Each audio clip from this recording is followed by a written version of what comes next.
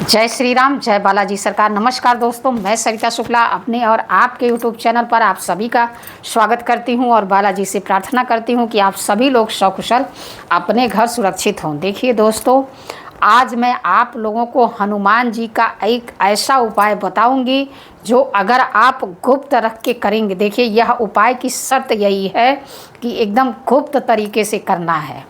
और आप अगर कर्ज से परेशान होंगे, चाहे आप किसी बीमारी से परेशान होंगे, चाहे आपके किसी अन्य प्रकार की समस्या होगी, वह अवश्य ही दूर होगी हनुमान जी महाराज की कृपा से।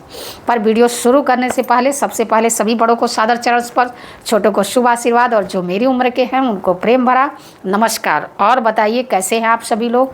आशा करती हूँ कि बालाजी की कृपा से मज़े में ही होंगे और मज़े में ही रहिए।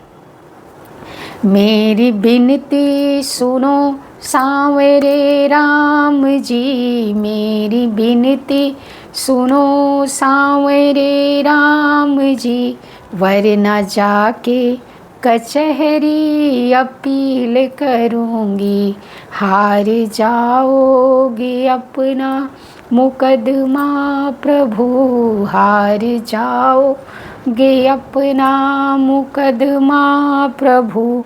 मैं तो हनुमान जी को वकील करूँगी, मेरी विनती सुनो।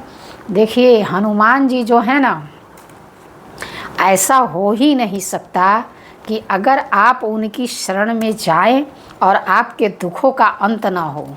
बहुत ही दयालु, बहुत ही विनम्र। अरे वो खुद भक्त हैं भगवान राम के, तो एक भक्त दूसरे भक्त को निराश कैसे कर सकता है?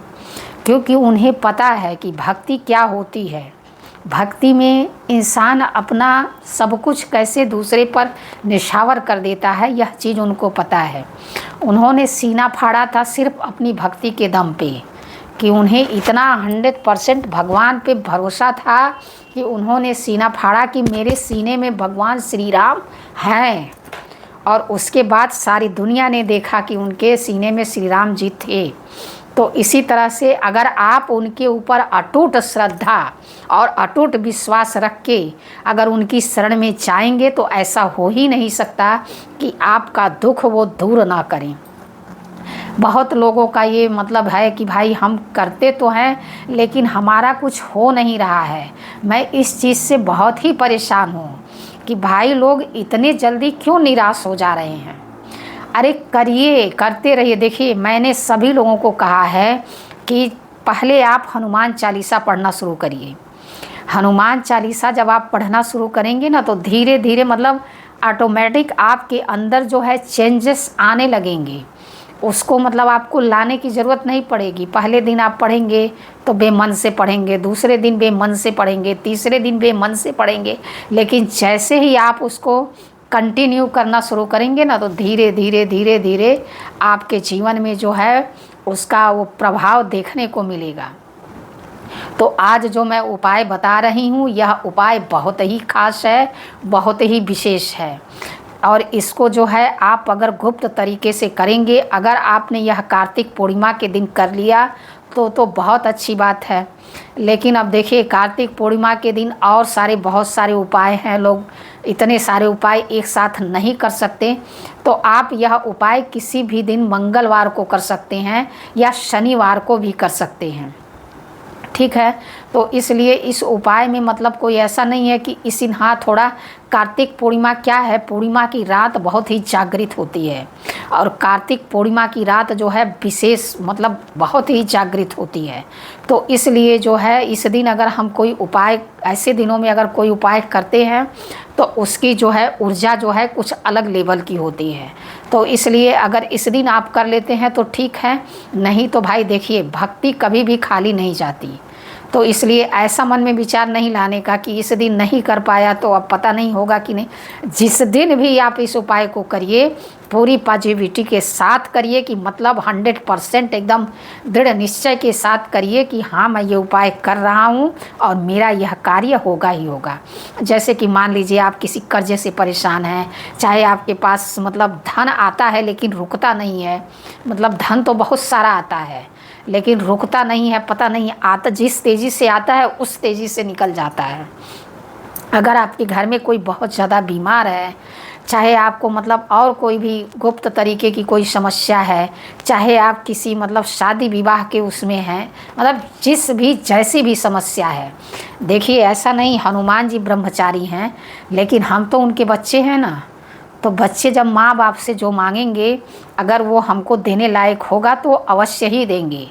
अगर वह देने लायक नहीं होगा तो आप ये 100% मान लीजिए कि आपको उससे बढ़िया मिलने वाला होगा। तो इसलिए जब भी जिस दिन भी यह उपाय करिएगा, बहुत ही शांत मन से और दृढ़ निश्चय के साथ करिएगा। अब इससे मैं ज़्यादा समय नहीं लूँगी, आगे मैं आप लोगों को उपाय बताती हूँ। देखिए यह उपाय क्या है, जैसे आता है श्री हनुमत वड़वानल स्तोत्र। इंद्रादि देवताओं के बाद सर्वप्रथम विभीषण ने ही हनुमान जी की शरण लेकर के उनकी स्तुति की थी। विभीषण को भी हनुमान जी की तरह चिरंजीवी होने का वरदान मिला है। वे आज भी सशरीर इस धरती पर अभी भी हैं। विभीषण ने ही हनुमान जी की स्तुति में एक बहुत ही अद्भुत और अचूक स्तोत्र की रचना की। विभीषण द्वारा रचित इस स्तोत्र को हनुमान वड़वानल स्तोत्र के नाम से जाना जाता है, जो कि मतलब बहुत कम लोग इसको जानते हैं। ठीक है, तो मैं आज इसी स्तोत्र का उपाय आप लोगों को बताऊंगी, और आप लोग जो है इस उपाय को करिए और अपने जीवन को जो है, अपने जीवन से सारे दुखों को दूर करिए। आपको करना क्या है, रात्रि में देखिए हनुमान जी का उपाय है, रात्रि में 8 से लेकर के 11 बजे के बीच में आप कभी भी यह उपाय कर सकते हैं। सर्वप्रथम एक पाटला लीजिए, उस पर लाल कपड़ा बिछाइए, भगवान राम और हनुमान जी की प्रतिमा स्थापित करिए, उनके सामने एक घी का दीपक जलाकर रखिए, एक नारियल ले लीजिए। ठीक है, एक नारियल ले लीजिए, और उसके बाद जो है आपको क्या करना है, एक बड़ का पत्ता ले लेना है।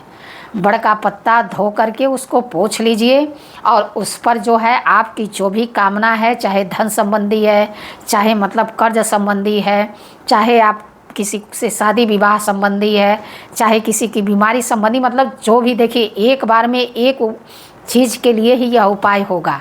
ऐसा नहीं कि एक साथ 2-3 लिख देंगे। अब एक साथ 2-3 लिख देंगे तो भगवान भी कंफ्यूज हो जाएंगे। तो इसलिए कोई एक मनोकामना ही आपको उस बड़ के पत्ते पर लिखनी है।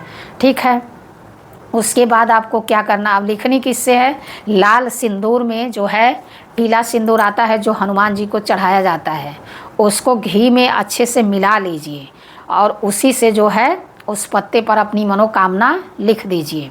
शॉर्टकट में भी लिख सकते हैं। ठीक है, तो आप अपने हिसाब से उसको लिख लीजिए, और उसके बाद जो पीला सिंदूर का टीका हनुमान जी के जो है माथे पर लगाइए, उनके चरण मतलब माता सीता जी हैं तो उनके चरणों में लगाइए, और उसके बाद पूजा आरंभ करिए।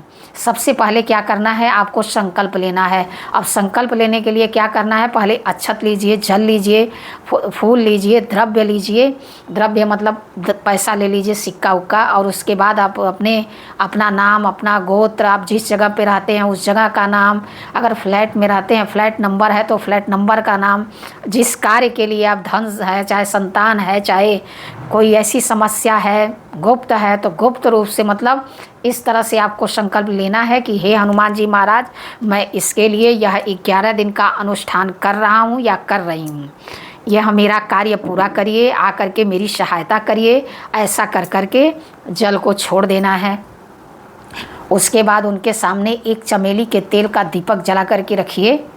ठीक है, और एक बार हनुमान चालीसा का पाठ, सबसे पहले एक बार हनुमान चालीसा का पाठ है, पर हनुमान चालीसा का पाठ शुरू करने से पहले सबसे पहले राम राम राम राम राम राम राम राम इस तरह से जितनी बार बोल सकते हैं पहले बोल लीजिए, क्योंकि भगवान राम के बिना तो हनुमान जी आने वाले नहीं हैं। तो पहले भगवान राम को बुलाइए, फिर उसके बाद एक बार हनुमान चालीसा का पाठ करिए।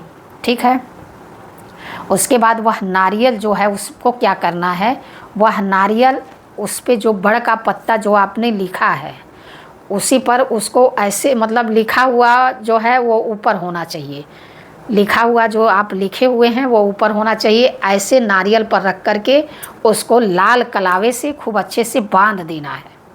ठीक है, उसके बाद नारियल पर भी सिंदूर से टीका लगा दीजिए, कम से कम 5 बार अवश्य टीक दीजिए।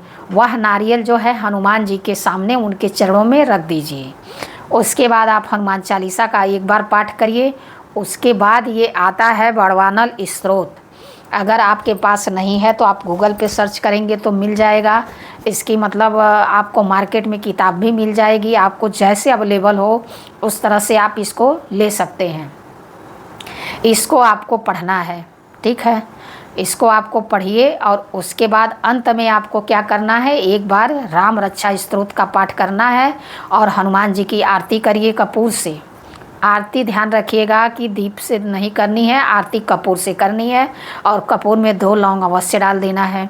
हनुमान जी की आरती करिए, उनको चना और गुड़ का भोग लगाइए, विशेष रूप से चना और गुड़ का भोग लगाइए। प्रसाद इतना ही चढ़ाइए जितना आप मतलब रात्रि में समाप्त कर सकते हो। प्रसाद रखना बिल्कुल नहीं है। घर में जितने लोग हैं रात्रि में ही मिलकर के प्रसाद को ग्रहण करें और प्रसाद को रात्रि में ही समाप्त कर दें, ठीक है। प्रसाद को जो है रात्रि में ग्रहण करिए। उसके बाद आपको क्या करना है, वो सारी चीज़ें वैसे ही रहनी देनी है रात्रि में। सुबह जो है क्या करिए कि उसको जो है आप जैसे 11 दिन का आपने अनुष्ठान लिया है, अब 11 दिन आपको वैसे ही वो सब रहने देना है, ठीक है। वैसे ही रहने देना है। रात्रि में आपको जिस टाइम आपने पहले दिन पूजा शुरू की है ठीक उसी टाइम आपको 11 दिन तक लगातार वैसे ही हनुमान चालीसा पढ़नी है। उसके बाद वड़वानल स्तोत्र पढ़ना है, उसके बाद राम रक्षा स्तोत्र पढ़ना है और उसके बाद उनकी आरती करनी है। उसके बाद उनको चने और गुड़ का भोग लगाना है, फिर प्रसाद ग्रहण करना है। 11 दिन तक लगातार आपको यही करना है। 12वें दिन सुबह आपको क्या करना है, वह नारियल जो है उठा करके ले जा करके हनुमान जी के मंदिर में ले जा करके उनके चरणों में रख कर चले आना है। आप मेरा विश्वास मानिए, आपका कार्य यह उपाय शुरू करते ही मेरे मतलब मैंने जहाँ तक देखा है उपाय शुरू करते ही आपका कार्य अवश्य हो जाएगा। नहीं तो 11 दिन के अंदर तो आपका कार्य जो है 100% हो जाएगा। बस शर्त यही है कि आप पूजा जो है पूरी श्रद्धा और भक्ति के साथ करिए, उसमें कोई मिलावट नहीं होनी चाहिए। देखिए सामानों में त्रुटि हो सकती है, बाकी चीज़ों में त्रुटि थोड़ी बहुत चल सकती है, लेकिन भक्ति और भाव में त्रुटि नहीं चल सकती है। तो इसलिए भाव पूरा रखिए और पूरे भाव और श्रद्धा के साथ आप यह उपाय करिए, आपका कार्य अवश्य होगा, आपको चमत्कार देखने को अवश्य मिलेगा। यह मेरा 100% दावा है। बाकी वीडियो में कोई गलती हो गई हो तो क्षमा करिए। ऐसी जानकारी के लिए हमसे जुड़िए, हमारे चैनल को लाइक सब्सक्राइब शेयर करिए। जय श्री राम, जय बालाजी सरकार।